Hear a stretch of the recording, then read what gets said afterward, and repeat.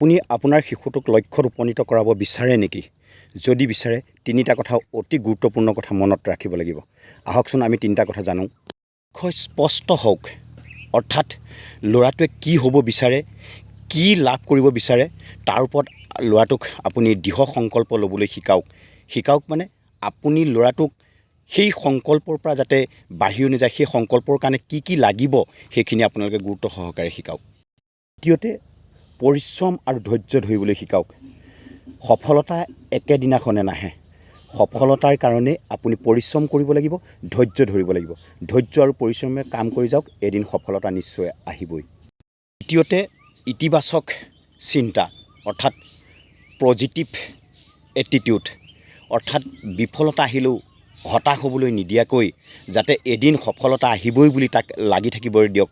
দেখিব আপুনি সি এদিন সফলতা অৰ্জন কৰিব পাৰিব।